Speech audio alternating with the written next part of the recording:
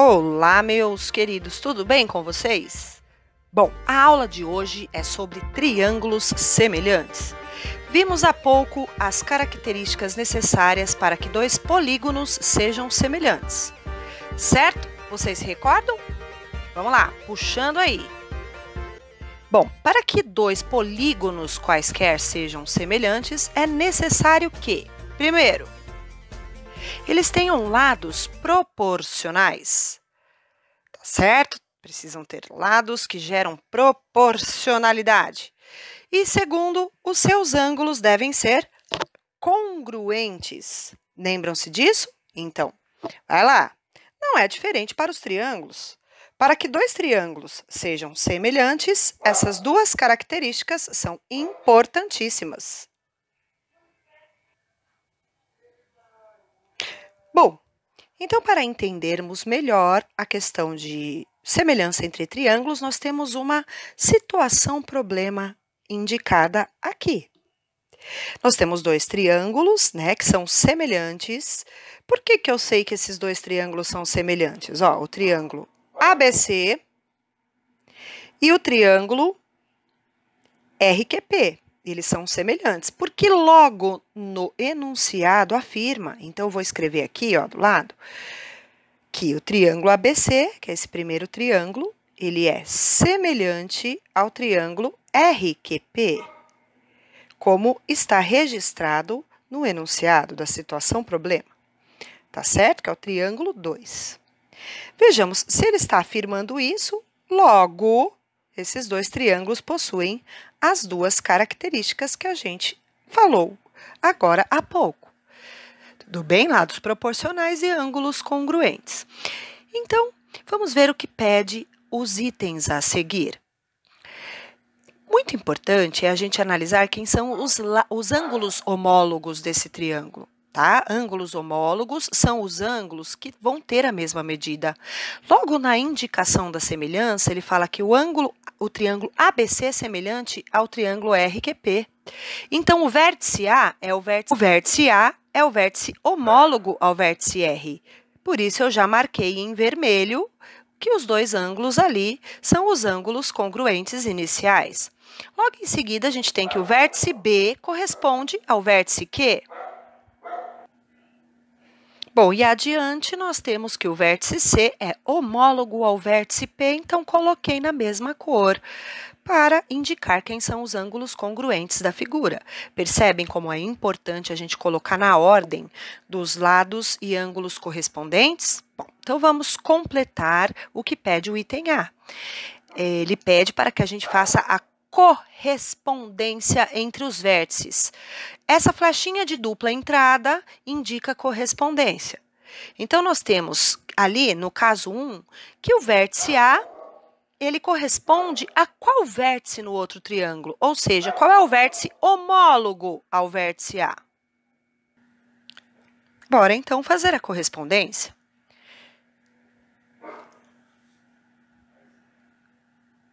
O vértice A corresponde a qual vértice no triângulo RQP? Ao vértice R.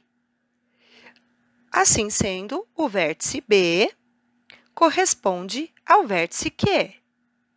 E o vértice C, que está em azul, marcado o ângulo, corresponde ao vértice P. Então, veja, a flechinha indica correspondência, meus queridos. E, já que são os vértices correspondentes homólogos, a gente tem que os ângulos também são congruentes nesses vértices. O item B, ele pede a relação de semelhança dos dois triângulos. A gente pode escrever a relação de semelhança de formas diferentes. Nem sempre precisa ser na ordem inicial, ABC semelhante a RQP. No primeiro item indicado, ele mostra o seguinte, que o triângulo CAB é semelhante ao triângulo, veja, se primeiro é o vértice C, que ele está mostrando, quem é o vértice que corresponde ao vértice C? O P. E ao vértice A, o R. E para finalizar, o vértice B é o Q. Portanto, o triângulo CAB é semelhante ao triângulo PRQ. O mesmo nós vamos fazer para completar o item 2 e o item 3. Triângulo BCA, semelhante ao triângulo QP R. certo? Então, triângulo BCA semelhante a triângulo QPR. Por que a gente muda essas letras? Porque a gente deve fazer a correspondência dos vértices homólogos. O mesmo para o item 3. Triângulo PQR será semelhante ao triângulo CB A. Notem que o vértice R é o correspondente ao vértice A. A escrita é muito importante na resolução de exercícios de triângulos semelhantes, pois através dela fica mais fácil da gente verificar a proporcionalidade entre os lados. Vamos ao item C. É para indicar agora as igualdades entre as medidas. Não é muito diferente de tudo que a gente tem visto, certo? Então, vamos lá. A primeira correspondência do A entre vértices, a segunda correspondência entre os triângulos, agora vamos à correspondência entre os ângulos.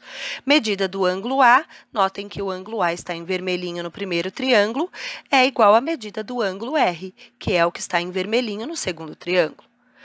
Tá bom? Para a medida a gente pode indicar assim, letra M, parênteses e o vértice que você está se referindo. Segundo item, medida do ângulo B igual à medida do ângulo Q. Em terceiro, medida do ângulo C é congruente à medida do ângulo P. Bom, então já fizemos correspondência entre vértices, entre triângulo e entre os ângulos congruentes. Agora, nós vamos fazer a proporcionalidade entre os lados, assim completando o item D. Então, vamos lá. Na primeira razão, nós temos que o lado AB. O lado AB corresponde a qual lado no outro triângulo? É aquele que é adjacente aos ângulos vermelho e amarelo. Portanto, o lado, RQ.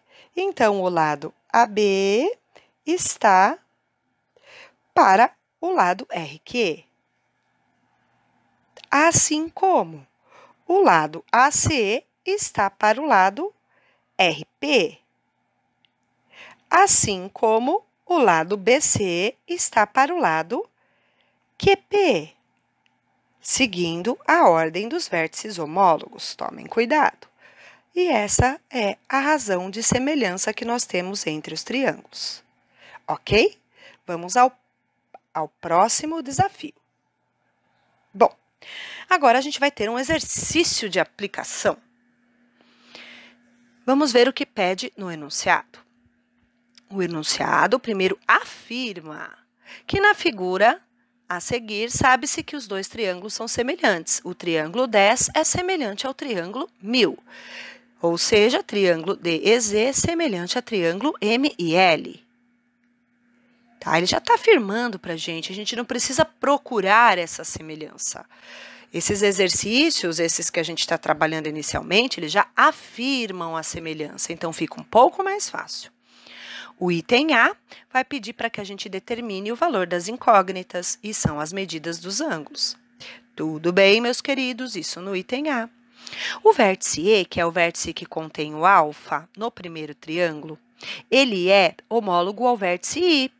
E quem é a medida do vértice I, do ângulo no vértice I no segundo triângulo? É o θ. Portanto, a gente já pode afirmar que alfa é igual a θ. Tá? Primeira informação, nós não temos o valor absoluto ainda desse ângulo. Então, vejamos o que nós vamos fazer. Dando continuidade, a gente tem que o ângulo B, o beta, ele está no vértice Z e que corresponde ao vértice L, pela ordem da representação dos triângulos semelhantes. E o L, ele mede 38, meus amores. Portanto, a gente sabe que o beta também vale 38, pela correspondência entre a semelhança dos triângulos. Portanto, já temos o valor de beta, olha que coisa. Aqui é bem legal que a gente já pode até marcar na figura que o nosso beta vale 38. Como a gente precisa descobrir outros valores para esses ângulos, né? Inclusive o ângulo alfa, que ainda a gente não descobriu, o que nós vamos fazer? A gente pode fazer essa equaçãozinha, ó, que 60 graus mais 38, que é o valor de beta mais alfa, é igual a 180. Portanto, nós temos que 98, porque somamos 60 mais 38, mais alfa, igual a 180. Então, nós temos que o valor de alfa é igual a 82 graus. Por quê? 180 menos 98, 82 graus. Olha só, já temos o valor de duas incógnitas, de alfa, que vale 82, e beta, que vale 38.